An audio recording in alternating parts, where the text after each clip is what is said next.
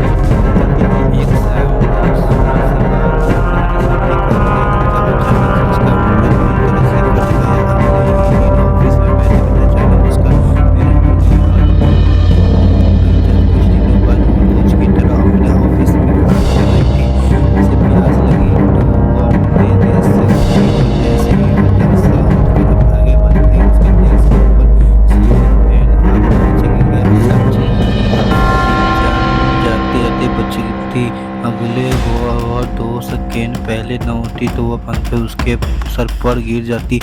डरी सहमी साक्षी को उस दिन उसके मैनेजर ने जल्दी ही छुट्टी दे दी। उस शाम जब वह घर वापस आई तो देखा कि घर में अंधेरा है। उसे लगा कि शायद लाइट फिर से चली गई है। उसके लिए यह एक आम बात थी। अब उसने अपने फ़ोन की लाइट ऑन की और अपने कमरे में कपड़े चेंज करने के लिए चली गई। बाहर आकर उसने अपने मम्मी पापा को आवाज़ लगाई पर किसी ने जवाब नहीं दिया। जब वो किचन में गई तो वह साक्षी ने देखा उसकी मम्मी अंधेरे में एक कोने में खड़े होकर बस जलती हुई गैस की आग को घोट रही थी। अंजलि को देखकर सहम गई।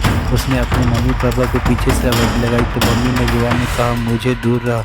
अंजलि साक्षी कुछ समझ नहीं पाई। साक्षी कुछ समझी नहीं, किसी से दूर रहने की बात कर रही थी उसकी मम्मी। साक्षी ने फिर से अपनी मम्मी को आवाज़ लगाते हुए उसे फ़ोन की टॉर्च ऑन करके अपनी मम्मी की तरफ किया। जैसे ही टॉर्च साक्षी के मम्मी के चेहरे पर पड़ी उसकी मम्मी और जोर से चीखी और अचानक से बेहोश पड़ गई। साक्षी भागकर अपने पापा को ढूंढने गई तो उसने देखा कि उसके पापा घर के मंदिर के पास बैठकर सलाखों का जाप कर रहे हैं। उसने पापा को आवाज़ लगाई तो उन्होंने भी कोई जवाब नहीं दिया। और थोड़ी और पास बैठे कि उसके पापा सलाखों पड़ रहे हैं। साक्षी के हाथ पाँव ठंडे पड़ गए। अचानक से अपने आप सर के पीछे एक बहुत तेज दर्द महसूस हुआ, मानो किसी ने उसके किसी भारी चीज से मारा हो। साक्षी को अचानक से चक्कर आने लगे और वो वहीं बेहोश होकर नीचे गिर गई। जब उसकी आंख खुली तो उसके मम्मी पापा उसके पास बैठे थे।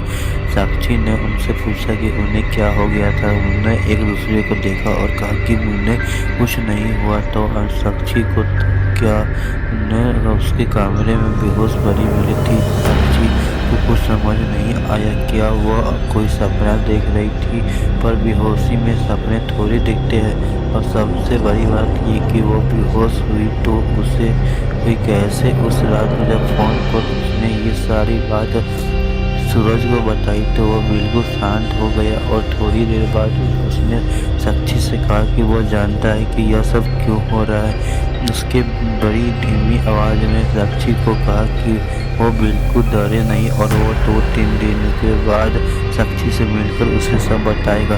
उस कॉल के बाद साक्षी के मन में एक अजीब सी बेचैनी हो गई। ऊपर से उसके मम्मी पापा के हाथ पाँव थोड़ा बदल गए हुए थे और वह दोनों साक्षी से करते करते रहते थे। अक्सर जब वे अकेली होती तो उसे लगता कि उसके कान में कोई फुसफुसा रहा है, छोड़ दे उसे, छोड़ दे, वो सिर्फ मेरा है, वो सिर्फ मेरा है, तुझे मैं तुझे और तेरे पूरे खानदान को बर्बाद कर दूंगा। जिससे कोई उसे किसी चीज़ से दूर रहने को कह रहा है। उन 2 दिनों में साक्षी कुछ नहीं कर पाई। हर घंटे मानो वो फुसफुसाने की आवाज़ बनने जा रही थी। और सूरज से मिलने का दिन आया तो न जाने क्यों उसे साक्षी को शहर के बाहर वाले मंदिर में आधी रात को बुलाया। साक्षी के सर में बहुत तेज दर्द हो रहा था, इसलिए निकलने के कुछ घंटे पहले साक्षी थोड़ी देर जाकर अपने कमरे में घुस गई।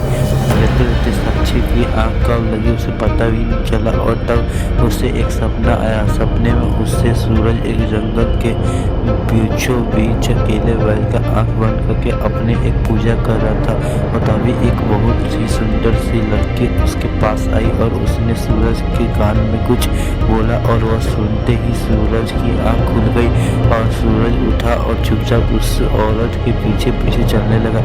ऐसा लग रहा था कि जैसे जैसे उस औरत ने सूरज को अपने वश में कर लिया हो। धीरे धीरे उस औरत का चेहरा एकदम लाल हो गया, आंख पीले और दांत नुकीले। वो औरत हवा में उड़ने लगी। आज तो ऐसा भयानक रूप साक्षी ने पहली बार कभी नहीं देखा था। एकदम से साक्षी को लगा कि उस औरत का ध्यान सूरज से हटकर उस पर आ गया है और उस औरत को समझ आ गया है कि साक्षी उन्हें देख पा रही है। तभी वह भयानक और साक्षी की तरफ पलटी और उस पर जोर से चीखी। घबराहट के मारे साक्षी की नींद टूट गई और वो उठकर बैठ गई। उसने घड़ी में देखा तो सूरज से मिलने का समय हो चुका था। इससे पहले कि साक्षी अपने सपने के बारे में कुछ सोचती, साक्षी को अपने घर के ड्राइंग रूम में अपनी माँ की एक जोर से चीख सुनाई थी। साक्षी के साथ आगे क्या होने वाला था, सूरज एक्चुअल में कौन है और वो भयानक औरत जो उसके सपने में दिखी थी वो एक कॉन्फिसाचनी है। अगर ये सस्पेंस बढ़ा अगर आपको ये वीडियो अच्छी लगी हो तो हमारे चैनल को सब्सक्राइब करना मत भूलना। मिलते हैं तब के लिए, बाय बाय, सी यू।